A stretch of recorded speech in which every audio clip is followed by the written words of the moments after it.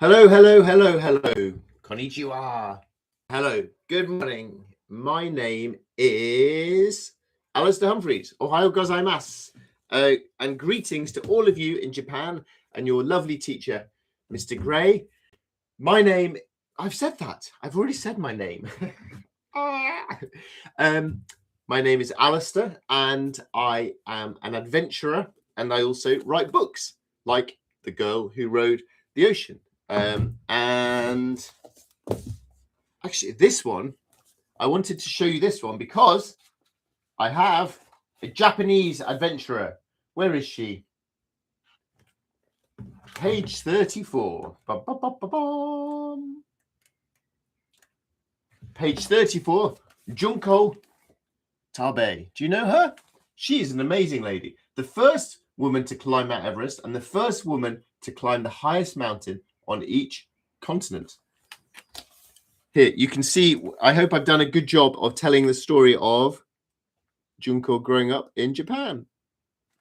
Anyway, we're not here to talk about Junko today. We're here to talk about the questions you have asked me. So, thank you for asking these really good questions. First up, number one, Ose. You mentioned that walking through India allowed you to engage deeply with people. Of all the daily interactions you had, what changed your perspective about India or yourself? When I went to India, I did not go to a place with lots of tourists, somewhere very famous. It was not very beautiful. It was just a normal piece of India. So I guess imagine in Japan, an area where no foreign tourists ever visit, just normal Japanese people living normal lives. This was the part of India that I wanted to see. So I could just see what normal life was like for people. And that meant that when the people living there saw me, they were very surprised because they're not used to seeing English people in their areas. So it was really interesting to talk to people. And I learned, what did I learn about so you ask what changed? Ooh, what changed? That's a very good question. I mean, I saw a lot of things that I knew about India, that there are a lot of people, that the poor areas are very poor and that life is very simple and very difficult for people. But I also saw that families, villages were having fun, happy, interesting daily lives, just like you do wherever you live in the world. And so I don't think much changed. I think it just showed me, I don't think it changed my perspective. What did it change about myself? I think what spending time in a really poor country changes your perspective on your own country and your own life. It made me feel more grateful that at home I have a house with electricity and clean water that I can drink, safe water that I can drink. It made me grateful that I have a job that earns enough money to buy whatever I want. So I think spending time in India made me grateful for my life at home. Bobby, how did you maintain a sense of purpose and motivation when your journeys felt repetitive and progress was not immediately visible? Wow, that happens a lot on adventures. Imagine when I was cycling around the world, I left my house. I thought, yes, I'm going to cycle around the world. But the finish line was 4 years away. You can't just be motivated by a finish line so far away. And then, of course, the days when you're just cycling and cycling and cycling, it's very boring and repetitive and you don't go very far. So it can be really hard to keep motivation. And the way I did it was not by thinking about the end, just by thinking about today. What I need to do today to have a good day today, I need to go from here to here. I need to find some food, I need to ride 80 kilometers, and then I need to find somewhere safe to sleep tonight. And if I do those things, then I've had a good day. And all you need to do is have a good day many times, and then you have a good year.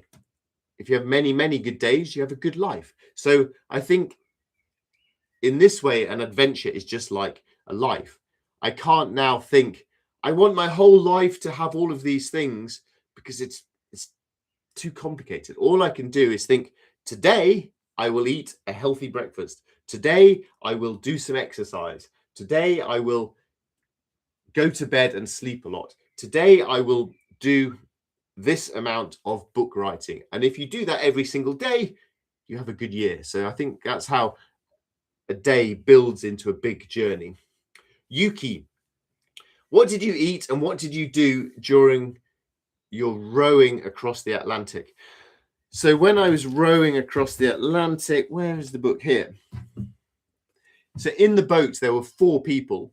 So there would be 2 people rowing and 2 people resting. So imagine, this picture is quite realistic, but obviously just with one person. So imagine 2 people rowing, and then you can have one person asleep in there and one person asleep or eating or writing the website or doing a repair or checking the weather forecast or sending an email report, or cleaning something or repairing something. That was it really. Row, eat, sleep, and do those jobs. What did we eat? We ate dehydrated food, dry food, which I guess, I know in Japan you get these like a cup of noodles. You have the cup, you pour in the boiling water, you stir it round, and it turns into a meal. We ate those sorts of things the whole time, but more with more nutrients and more healthy ones than just the cup noodles you might buy in a 7-Eleven convenience store. Next question, Zikai. If you got the opportunity to go back to your high school years, would you want to choose the same path? Wow.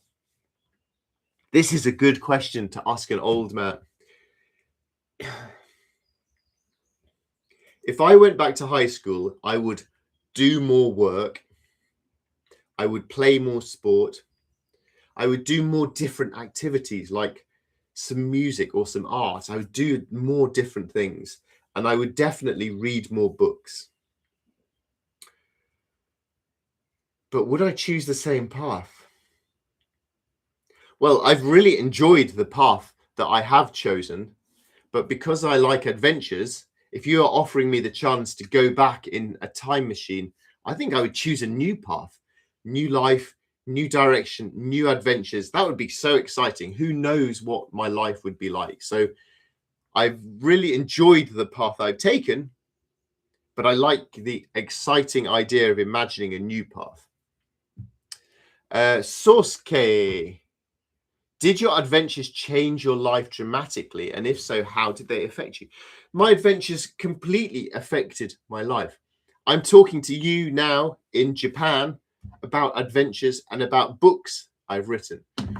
Adventure is now my job. I make money by selling books. So adventure has completely changed my life. If I didn't do the adventures, I guess maybe I would be a school teacher teaching at a school in Japan, or maybe I would run a restaurant. Who knows? So adventures have completely changed what I do in life, but they've also changed me inside. I think when you do a long journey, you learn about yourself.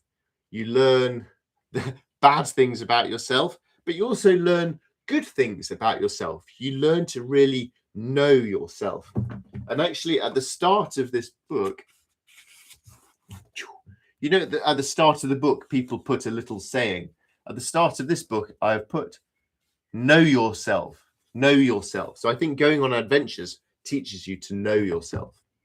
And that's good, because then you can try to make the bad bits of yourself better, but you can also realize, you can feel a bit more proud and happy about yourself. You think, hey, I'm a good person. And that it's nice to feel like that, to feel confident. Right, Hiroka, How do you turn frustration into adventure instead of fear? Did the people you meet on your journey change you? And how do they affect you today? Well, I've talked about meeting people in poor countries, changing the way I look at my life. But I think also just meeting people in many, many different countries has really changed me. So traveling around the world makes you more tolerant, more understanding of different people. You spend time mixing with different races and different religions and rich people and poor people. And you come to learn that everyone in the world, we are just one small world. Look, this is it in space, millions of kilometers of empty space and one small planet. We need to be much more friendly to each other and much kinder to each other. So I think traveling has really changed me and made me much more tolerant and positive about humans. I think, Sawaka, I've answered your question of as well with those. Sawa, and are there any lessons you learn from your adventures? Oof, I learned the world is a good place. I learned that I am kind of a good person, but also I can make myself better. I learned as I talked for Bobby, that a good way to have a successful year is to begin with a successful day. And what else did I learn? I learned to use chopsticks and I learned how to, what else have I learned? You learn a lot of things on an adventure. I learned to sleep in a tent when it's raining. And I learned how to say thank you in many, many different languages. Arigato gozaimasu. Azuki, were you able to sleep well on the boat when you crossed the Atlantic? Yes and no. No, because the bed was going like this the whole time, and quite often the bed was wet, so it was hard to sleep.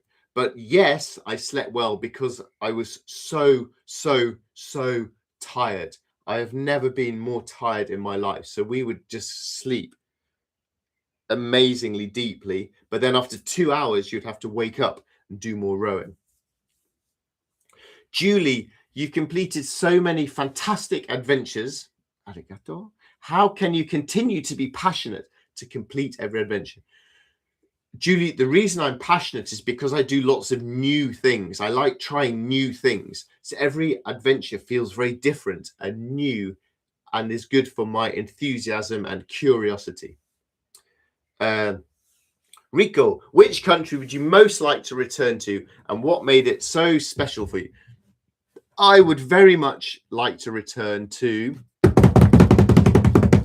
Japan. I really love Japan. It's such an interesting place. It feels so different to England. The food is so interesting. Some of it very delicious, some of it very disgusting, but always interesting. Yeah, I definitely would really like to come back to Japan one day. Tomotaka, oh no, Ailey says, what did your adventures mean to you in the end? Gosh, what do they mean to me in the end? My adventures have been good fun and they have been interesting. And I don't think they have made the world a worse place. So maybe then I'm living a life that is fun and interesting and not making the world bad. So they feel like pretty good things to me, I think. The final question, Tomo Tucker, what inspired you to become an author? I started writing books because I loved reading books. I've got lots of books here.